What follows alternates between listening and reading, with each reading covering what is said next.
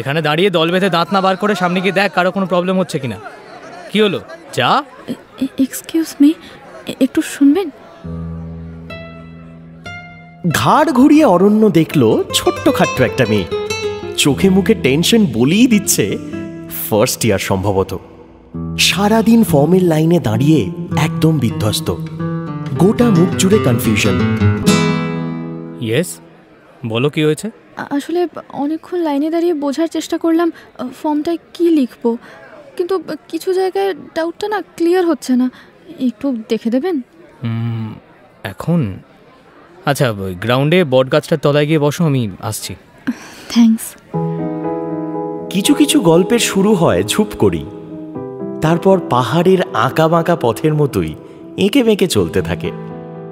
চড়াই উতরাইয়ের সঙ্গে সঙ্গে কখনো কখনো সেই পাহাড়ি পথে থাকে হেয়ার পিন বেন্ড। সেটুকু সামলাতে পারলেই পৌঁছানো যায় সব থেকে উঁচু মাথাটায়, যেখানে সূর্যের প্রথম আলোটা পড়ে। প্রেম.com-এর আজকের গল্প এরকমই একটা ঝুপ করে শুরু হওয়া পাহাড়ি পথের। মনীষের লেখা, প্রজাপতি মুলুক, রূপান্তরে মোহর।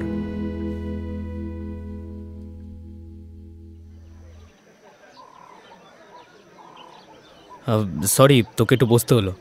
না না, ইটস ওকে। দেখি কি সমস্যা হচ্ছে দেখি। এই যে এখানে ফর্ম নাম্বারটা না আমি খুঁজে পাচ্ছি না। আচ্ছা, ওই দেখ ফর্মের কোনায় দেখ একটা সিরিয়াল নাম্বারিং আছে, ওটা ওটা লেখ, আমার সামনেই লেখ। ও আচ্ছা আচ্ছা, লিখছি। তোর এইচএসে কোন স্ট্রিম ছিল? হিউম্যানিটিস। আচ্ছা, বাই দ্য ওয়ে, জুনিয়র তাই তুই বলছি, অসুবিধা নেই তো? আরে না না, ইটস ওকে। বাড়ি কোথায়? রাসবিহারী। ঠিক আছে, ওটাও লেখ, এই এখানে। হ্যাঁ, আর কোনো সমস্যা নেই তো? না না। আচ্ছা, কোথায় দিতে হবে একটু বলবেন? আরে আমি তো স্কুল টিচার নই রে, এবার এখানে তুমি বলাটা প্র্যাকটিস কর। না মানে কে কীভাবে নেয় অত শত ভাবলেই বাজারে চলতে পারবি না। যাকে ফর্মটা মাঝে আমি দিয়ে দেবো, বাড়িয়া। কোন ডিপার্টমেন্ট রে? English honours. আমি জমা দিয়ে দিতাম, কোনো অসুবিধা হতো না। আরে বললাম তো দিয়ে দেবো। চা খাবি নাকি মা বকবে? না না, খেতেই পারি। আমার নাম ঋতুশ্রী। ফর্মে নামটা দেখেছি। আমার নাম Aranya, Aranya Basu, pol science third year. বলছি, কিভাবে জানবো ফর্মটা জমা পড়েছে? তুই সিলেক্ট হলে তোর কাছে একটা মেল যাবে, আর তখনই বুঝবি আমি জমা দিয়েছি কিনা। আর তোর যা মার্কস দেখছি তাতে হয়ে যাবে। এরপর মাসখানেক কেটে গিয়েছে। আরও কিছু কলেজের ফর্ম ফিল আপ করেছিল ঋতুশ্রী। তবে সেদিন থেকেই ও আপ্রাণ চাইছে প্রথম কলেজটাতেই যেন নাম এসে যায়। ফার্স্ট লিস্ট বেরোবে আগামীকাল। ঋতুশ্রীর কাছে এটাও যেন উচ্চ মাধ্যমিকের রেজাল্ট বেরোনোর আগের রাতের মতো। তবে এবারের চিন্তাটা ঠিক নাম্বার নিয়ে নয়, বিষয়টা কুচকুচ হোতাহের মতো। আর পেটের মধ্যে প্রজাপতির উথাল পাথাল ডানা ঝাপটানোর চোটে ঘরের মধ্যেই পায়চারি করছিল ঋতুশ্রী। আর ওর দিদি ঘরে এসে ডাকতেই থতমত খেয়ে গেল ঋতুশ্রী। কি রে, তুই রাতে খাবি না? এতবার ডাকছি। অনুশ্রী, ঋতুশ্রীর দিদি, বয়সে ওর চাইতে বছর তিনেকের বড়, কিন্তু আচরণে ওই যে বড়রা বলেন না, একেবারে পাকা বুড়ি। বল। আরে খেতে ডাকছিস তো? যাচ্ছি। সমাজ এদেরকেই ভীষণ ম্যাচিওর বলে। তোর হাবভাব কিন্তু আমার একদম ভালো লাগছে না বুনু। সেই জবে থেকে প্রথম কলেজটাতে ফর্ম ফিল আপ করে এলি, কেমন একটা হয়ে গেছিস। কি কেস রে? আরে কোনো কেস ঠেস নেই, সারাক্ষণ কি কিছু হতেই হবে নাকি? একটু চিল কর তো। দেখে ভালো লাগলো না তাই বললাম। তুই আসছিস তো? শোন, রাত করে খেলে কিন্তু শরীরটা... হ্যাঁ হ্যাঁ জানি, শরীর খারাপ হবে। তুই যা, আমি আসছি। অনুশ্রী কিন্তু বোনকে দেখে ঠিকই বুঝেছে ধাক্কাটা বেশ জোরেই খেয়েছে ঋতুশ্রী। প্রেমের ধাক্কা, আর যা লেগেছে না, উফ! কে ধাক্কা দিয়েছে? এ কি? আরে মানে আপনি তো দেখছি একেবারেই... থাক, আমি বলবো না, অভিমান হয়েছে আমার। ওদিকে জানেন, ঋতুশ্রীর কাছে ফোন এসেছিল। কে করেছিল আমি বলবো না, ওই যে বললাম না আমার খুব অভিমান হয়েছে, নিজেই শুনে নিন না।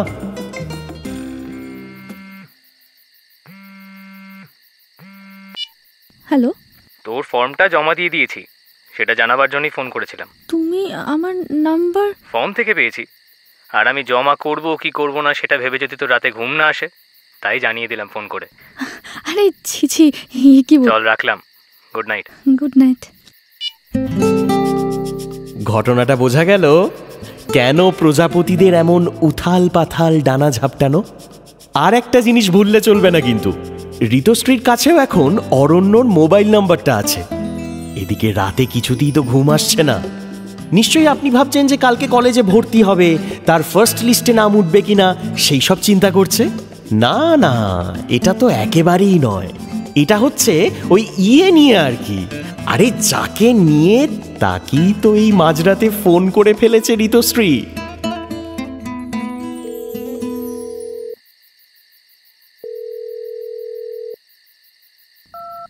হ্যালো, আমি কি অরণ্য বাসুর সাথে কথা বলছি? বাসু নয়, বসু। আর হ্যাঁ, তোর নাম্বারটা আমার ফোনে সেভ করা আছে। এত রাতে কোনো সমস্যা? সরি, বিরক্ত করলাম। তুমি বোধহয় ব্যস্ত না এখন, তাহলে রেখে দিচ্ছি। না না, চাপ নেই, বল। একটা বন্ধুর বাড়িতে পার্টিতে এসেছিলাম। কাল কখন লিস্ট বেরোবে জানো কিছু? আমার না খুব টেনশন হচ্ছে। আমি যা জানি 1টা নাগাদ বেরোবে। আর তোর টেনশনের কি আছে? বললাম তো ফর্ম ফিল আপের দিনে তোর নাম উঠে যাবে। না মানে তাও কাল লিস্ট বেরোলে আমি তোকে কল করে কত নম্বরে নাম আছে জানিয়ে দেবো। চিল থাক। আরে ভাই আয় না, কতক্ষণ এই গ্লাসগুলো নিয়ে বসে থাকবো?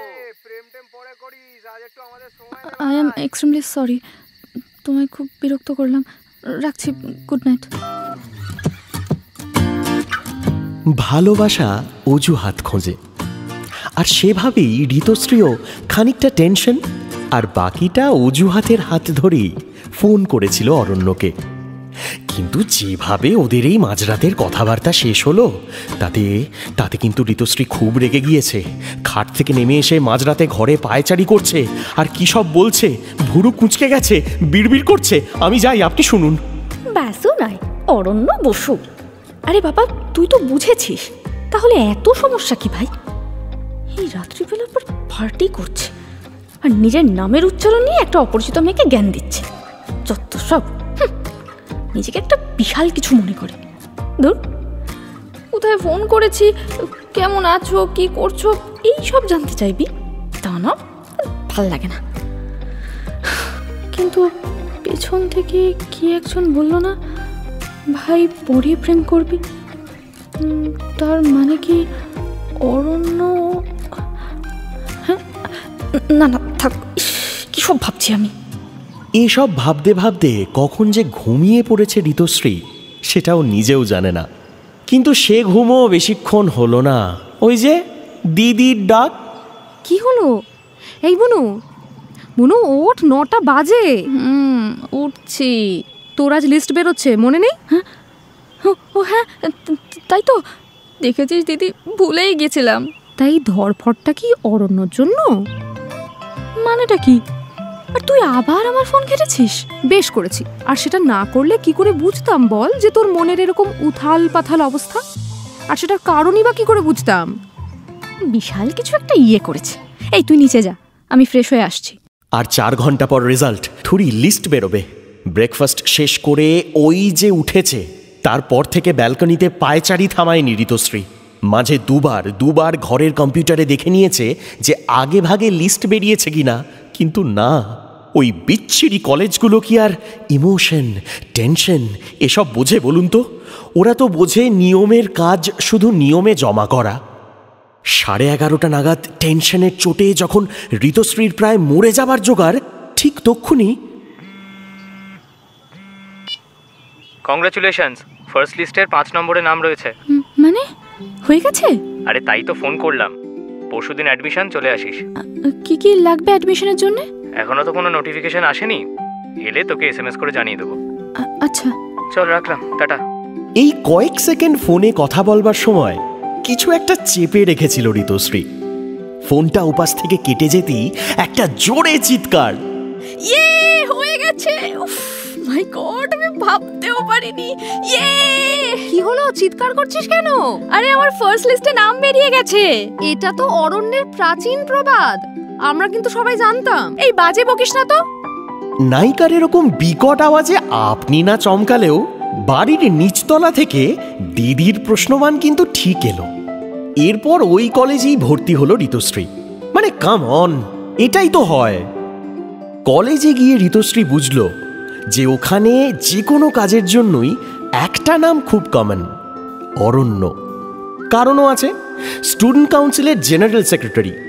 গান বাজনা হোক বা কোনো মিটিং, ডিবেট কিংবা কুইজ, অরণ্য ছাড়া এসব হবেই না। প্রফেসরদের সাথেও বেশ খাতির ওর। কলেজের যত স্পটলাইট আছে সব সময় ফোকাস করছে অরণ্যর দিকে। আর ঋতুশ্রী স্পটলাইটের ছায়ার কাছেও নেই। আসলে ও নিজেকে গুটিয়ে রাখতেই তো পছন্দ করে, তাই সবার সামনে নয়, বরং অরণ্যর সাথে আড়ালেই কথা বলতে চায় ও। কিন্তু সেলিব্রিটি মানুষকে একা পাওয়া খুব মুশকিল। কলেজে ঢোকার ঠিক 1 মাসের মাথায় কমন রুমে দেদার আড্ডার গান বাজনার আসরের ভিড় কাটিয়ে একেবারে অরণ্যর সামনে গিয়ে দাঁড়ালো ঋতুশ্রী। ওর সাথে চোখাচোখি হতেই অরণ্য বলল, আরে তুই কিছু বলবি? কথাটা বলার সাথে সাথেই পুরো কমন রুম চুপ। পিন পড়েনি, পড়লে আওয়াজ হতো। না না, তেমন কিছু না, এমনি। আরে বক্তব্য যখন নেই তাহলে এরকম সাইড কাটিয়ে সামনে দাঁড়ানোর কি দরকার ছিল? এই তোরা থামবি? আরে তুই দাঁড়িয়ে কেন, বস। ঋতুশ্রী এমনিই মুখ চোরা, তার ওপর এতজন একসাথে এইভাবে এত কিছু বলায় ও কিছু বলতে পারল না। আর অরণ্য, তার যেন কিছুই যায় আসে না। খানিকক্ষণ ক্যাবলার মতো দাঁড়িয়ে থেকে মাথা নিচু করে বেরিয়ে আসে ঋতুশ্রী। তারপর আর কোনোদিনও ওদিকটায় যায়নি ও। অরণ্যর ব্যস্ততা ওদেরকে আর মুখোমুখি হতে দেয়নি। কিন্তু নিঃশব্দ সম্পর্করা ওই পাহাড়ি রাস্তার মতোই, চড়াই উতরাইয়ের হিসেব জানে না। তাই হঠাৎ করেই কি থেকে কি হয়ে যায়, হিসেবই মন সব অঙ্ক গুলিয়ে ফেলে। এই যেরকম সেদিন ঋতুশ্রীদের সবে একটা ক্লাস শেষ হয়েছে। ও বন্ধু বান্ধবদের সাথে ক্যান্টিনের দিকে যাচ্ছিল। হঠাৎই একটা ছেলে দৌড়ে এলো ইউনিয়ন রুমের দিক থেকে, চেঁচিয়ে বলল, আরে কেনা অরুণদাকে ফেলে মারছে রে, চ চ চ চ, বলছে নাকি অরুণদার টাকা চুরি করেছে। কি বলছিস রে? কতক্ষণ ধরে হচ্ছে এইসব? চ চ চ চ। আরে ঋতুশ্রী, তুই যাবি না? চ চ। না, তোরা যা, আমি থাক। অরণ্য যে এমন কিছু করতে পারে সেটা ভাবতেও পারে না ঋতুশ্রী।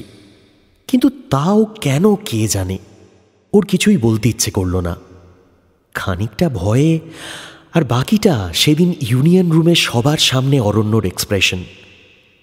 অরণ্যর কাছে ঋতুশ্রী যে কেউ নয়, ম্যাটারই করে না, এটাই ঋতুশ্রীকে আটকে দিল।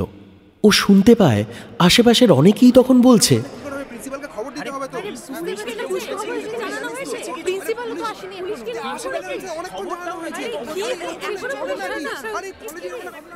কলেজ থেকে সেদিন বেরিয়ে গিয়েছিল ঋতুশ্রী। পরের দিন গিয়ে জানতে পারল অরণ্যকে সাসপেন্ড করা হয়েছে। প্রিন্সিপালের জন্যে শুধু অ্যারেস্ট হয়নি ও।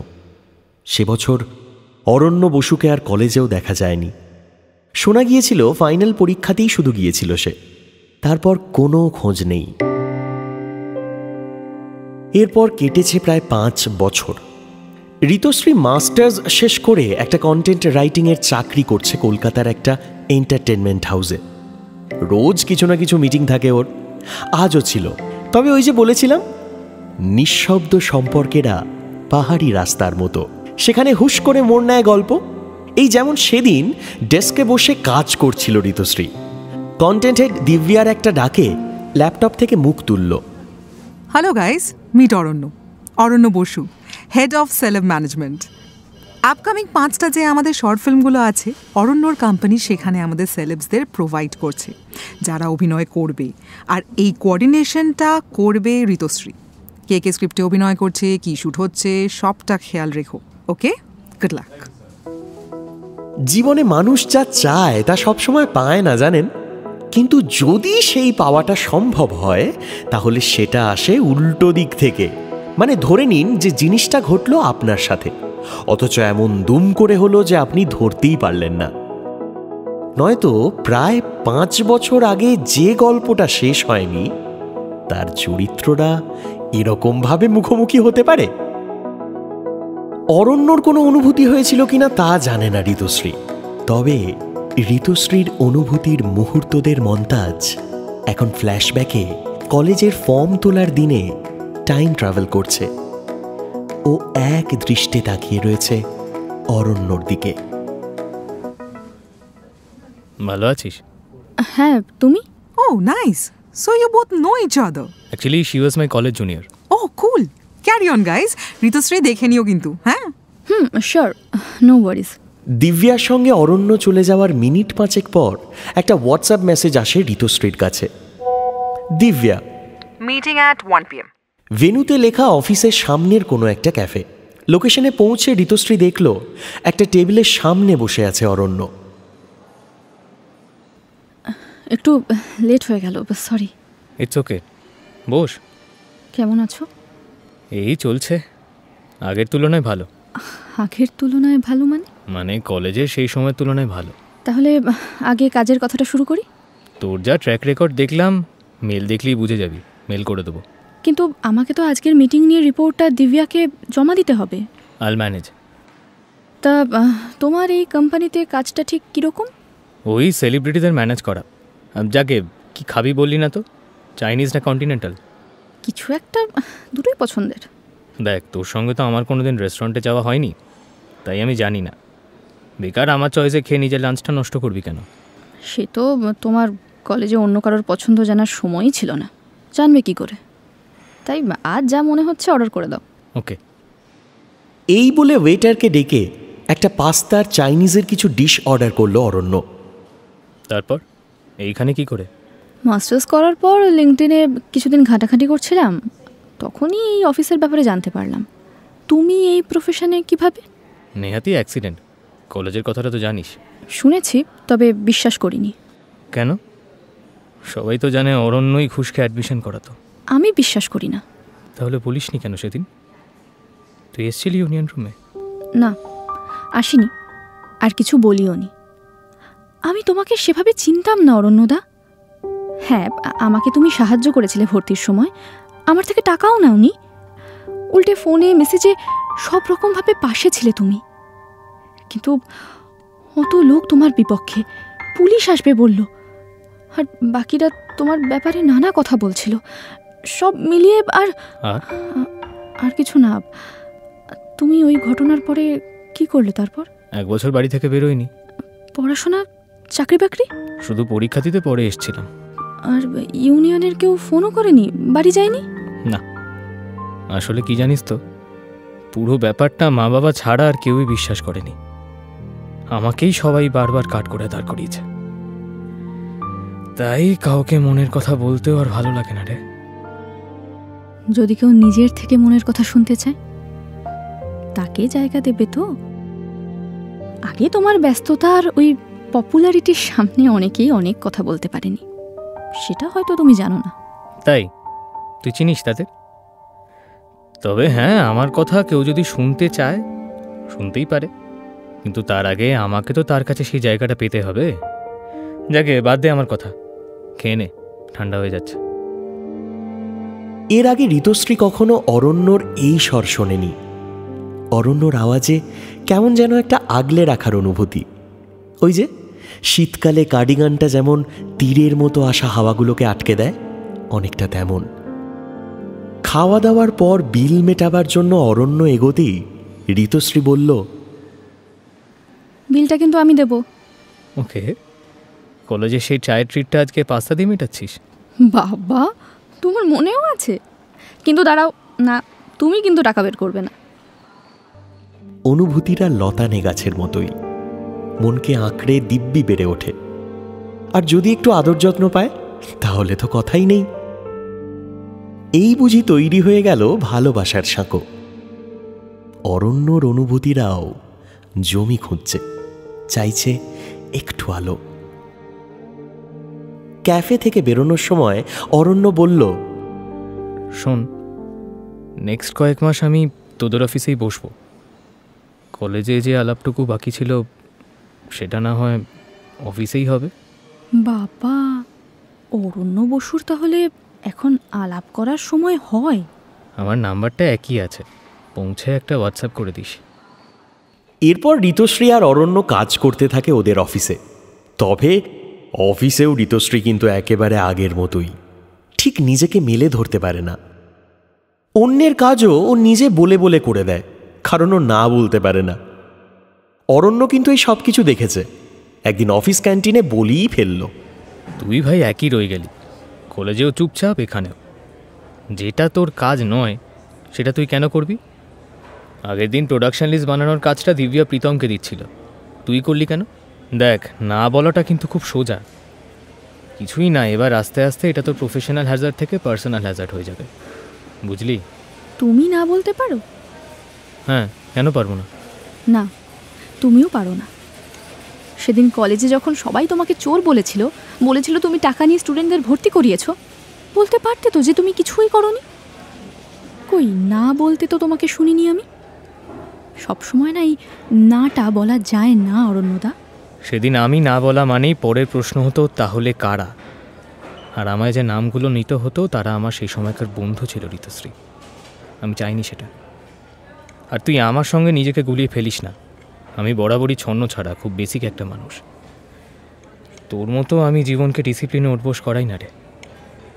এই কদিনে ঋতুশ্রীর সাথে কাজ করে অন্তত এটুকু বুঝে গেছে অরণ্য, যে ঋতুশ্রী আজও খুব গুছিয়ে নিয়ে চলে জীবনটাকে, নিজেকে আঁকড়ে ধরে বাঁচে। আর এরকম একটা মেয়ের কোনো রকম ক্ষতি হোক সেটা অরণ্য চায় না। তবে সবসময় খালি চোখে আমরা যেটুকু দেখি সেটাই কি সত্যি হয়? জীবনটা তো এতখানিও সরল লেখার মতো নয়, তাই না? এই যে তোমার মনে যা আসে সেটাই মুখে বলে দাও, এটা একটা আর্ট অরণ্যদা, সবাই পারে না। আবার ঘুরিয়ে পেঁচিয়ে কথা বলছিস, বল তুই পারিস না। আবার সেই আমার কিচ্ছু যায় আসে না এক্সপ্রেশনটা দিল অরণ্য। ঋতুশ্রীর মনটা কেমন দমে গেল। কি দরকার ছিল অরণ্যর সাথে আবার মেলামেশার চেষ্টা করার? ওকে নিয়ে অরণ্যর কোনো ভ্রুক্ষেপই নেই। ও ধরিয়ে নিয়েছে ঋতুশ্রী একঘেয়ে একটা মানুষ, যার জীবনে কোনো আনন্দ নেই, কোনো নতুনের জায়গায় নেই। ক্যান্টিন থেকে বেরিয়ে ঋতুশ্রী দেখল আকাশে মেঘ জমেছে, ঝোড়ো হাওয়া দিচ্ছে, বৃষ্টি নামলো বলে। ব্যালকনির দিকে এগিয়ে এলো ঋতুশ্রী। ভাল লাগছে না এভাবে। কেন যে দিব্যা এই সময় দিল্লি গেল মিটিংয়ে? এখনো নিশ্চয়ই ফ্লাইটে। ল্যান্ড করুক, আমি কল করে বলে দেবো অরণ্যদার সাথে আমার কাজ করা আর পসিবল না, আমার পার্সোনাল সমস্যা আছে। কী রে, কার সাথে বিড়বিড় করে কথা বলছিস? অরণ্য নির্ঘাত জ্বালাতে এসেছে, আবার কোনো একটা সত্যি কথা বলে। কোনো দরকার নেই এখানে থাকার। ঋতুশ্রী চলে যাওয়ার চেষ্টা করতেই শুনতে পেল অরণ্য বলছে, সরি, তোর খারাপ লাগবে আমার বোঝা উচিত ছিল। নো প্রবলেম, আমি অভ্যস্ত হয়ে গেছি এই ধারণাটায়। আমি খুব বোরিং, মুখ বুঝে কাজ করে যাই, আমার কোনো কিছু নিয়ে কোনো মতামতই নেই। কিন্তু অবাক লাগে ভাবতে যে এটা কেউ বোঝেই না, যে মেয়েটা ছোটবেলা থেকে সব কিছুতেই ফার্স্ট হয়ে এসেছে, সে আজও ভাবতে পারে না যে কোনো কিছু সে পারে না। সেই মেয়েটার আজও ইচ্ছে হয় সব কাজ করে একটা গুড ওয়ার্ক ঋতুশ্রী এটা শুনতে। আমি জানি এটা ঠিক না, এর জন্য আমাকে অনেক এক্সট্রা কাজ করতে হয়, আমি নিজেই নিজেকে প্রেশার দিয়ে ফেলি, কিন্তু এটা আমার অভ্যেস হয়ে গেছে, আমি এটাই করি। কি করব বলো? আসলে তোর আর আমার স্ট্রাগলটা খানিকটা এক, জানিস তো।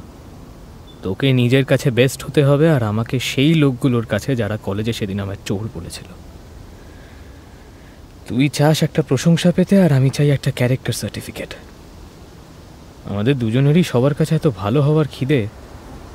আমার মাঝে মাঝে ইচ্ছা হয়, জানিস তো, আমাদের নিজেদের এক্সপেকটেশনটা একটু কমিয়ে একটু সিম্পলি থাকতে পারি না। সিম্পলি থাকতে পারি না মানে? এখানে আসার পর থেকেই তোকে দেখছি কাজের প্রেশার নিতে। মনে পড়ে গেছিল তো সেই টেনশনের গলাটা যখন আমাকে কলেজের অ্যাডমিশন নিয়ে জিজ্ঞাসা করছিলি, যেন ভর্তি হতে না পারলে তো জীবনটাই শেষ। ঋতুশ্রী, আমি চাই না তুই আর স্ট্রেস নে। কেন? কারণ তুই ভালো থাকলে আমার ভালো লাগে। আমি ঠিক করে নিয়েছি, আমি আর কারোর কাছে নিজের ক্যারেক্টার সার্টিফিকেট চাইব না, শুধু তোর চোখে ভালো হব। তুই বলেছিলি না আমার মনে যা আসে আমি বলে ফেলি, নে এবারও বলে দিলাম। তুমি মানে এরকম? আসলে ভুল আমারই, আমি তোকে বোঝার সময় বা সুযোগ পাইনি, রাদার বলা ভালো দিইনি। প্রসঙ্গটা সময় নয় অরণ্যদা, অনুভূতির, সেটা বুঝতে হয়। ঝেঁপে নেমেছে বৃষ্টিটা। অরণ্য একটু কাছে এসে দাঁড়ালো। এদিকে সরে আয়, ভিজে যাবি, ঠান্ডা লাগলে মুশকিল। তোমাকে একটা কথা জিজ্ঞেস করব? বল। তোমার কি আমাকে অফিসে এসে ভালো লাগতে শুরু করেছে, নাকি কলেজেও তুমি আমাকে? দাঁড়া দাঁড়া, কেন রে? তোরও কি আমাকে কলেজেই? না মানে পরে বলবো। আরে কেন বল। আরে এখানে তো কেউ শুনছে না, শুধু তুই আর আমি। হ্যাংলামো হচ্ছে না, বলবো না, যাও। আরে এটা আবার কি রকম কথা? আরে অনেক হয়েছে, নিচে চলো, মিটিং আছে। আর আমাদের মিটিংটা ম্যাডাম? ও ম্যাডাম, বলছি আমাকে কি এখনো অরণ্য দা বলা হবে? চুপ, আরে নিচে চলো তো, এত বাড়াবাড়ি করো না, তোমায় ভালো লাগে না। কি করে যে বলি, এই যে বুঝতেই পারলেন তো, প্রেম শব্দটা বলতে গিয়ে হোঁচট খেলাম। মানে হ্যাঁ, ঠিক এরকমই, প্রেমটা ঠিক হোঁচট খাওয়ার মতোই। আর আমার আর অভিমন্যুর প্রেম, মানে সিরিয়াসলি আমি বলছি, আমি অভিমন্যুকে অনেক বছর চিনি। ওই যে বলেন, আমি একদম পছন্দ করতাম না। মানে আমি যখন একটু ছোট ছিলাম তখন আমি অভিমন্যুকে চিনি, এবং অভিমন্যুকে দেখে আমার মনে হতো যে খুব অ্যাটিটিউড আছে, এই লোকটার সাথে কথা বলা যায় না। কারণ আমি যখন প্রথমবার অভিমন্যুকে তার জন্মদিন উইশ করেছিলাম, আমার কোনো এক বন্ধু ছিল, আমি ফোন করে বলেছিলাম, মানে তার সাথে কথা হচ্ছিলো, তো আমি ফোনটা নিয়ে বলেছিলাম দাও দাও আমিও উইশ করব। তো আমি যখন তাকে প্রথমবার উইশ করেছিলাম, আমি বলেছিলাম যে হ্যালো অভিমন্যু দা। তোর প্রথম উত্তর ছিল আমার নাম অভিমন্যু মুখার্জি, আমার নাম অভিমন্যু না। তো এই ছিল শুরু। তারপর ওই যে বলে না ভাগ্যচক্রে আমার ওর সাথেই কাজ পড়লো। কাজ করতে গিয়ে যেটা বুঝলাম যে না, লোকটাকে যতটা মনে হয়েছিল অ্যাটিটিউড আছে, ঠিক ততটা নেই।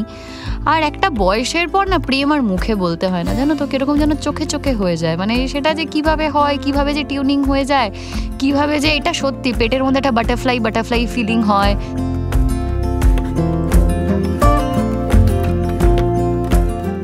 বৃষ্টিটা ধরেছে খানিকটা।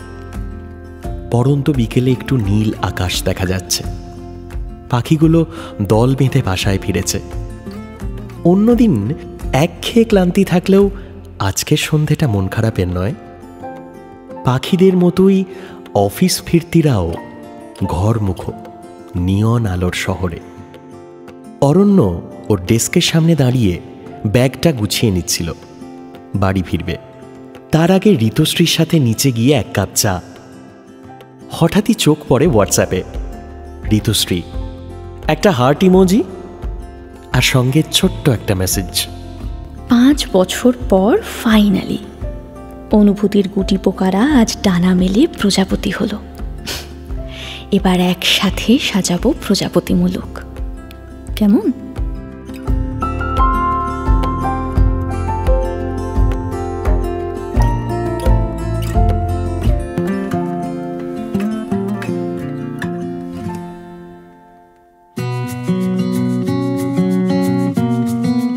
শুনলেন প্রেম.com সিজন 5 সেলিব্রেটিং লাভ সিজনে প্রজাপতিমূলক।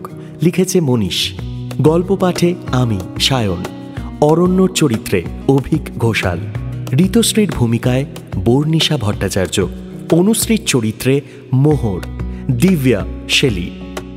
অন্যান্য চরিত্রে অনুষ্কা, অত্রি, অরিজিৎ, অরুণাভ, ইন্দ্রনীল, সিঞ্জিনী, আকাশ এবং Shantanu. Sound design Indranil, creative design পৌমে, ডিজিটাল পাবলিসিটি অত্রি, পরিচালনায় এবং রূপান্তরে মোহর। টিম প্রেম.com-এর তরফ থেকে আন্তরিক ধন্যবাদ মানালি মনীষা দে, অভিমন্যু মুখার্জি, অভিক ঘোষাল এবং বর্ণিশা ভট্টাচার্যকে আমাদের এই উদ্যোগে পাশে থাকার জন্য। ফেরত আসবে প্রেম.com সিজন 5 সেলিব্রেটিং লাভ সিজনের আরও একটি নতুন গল্প আগামী শুক্রবার ঠিক রাত 8টায়। ততক্ষণ keep celebrating love only on Mirchi.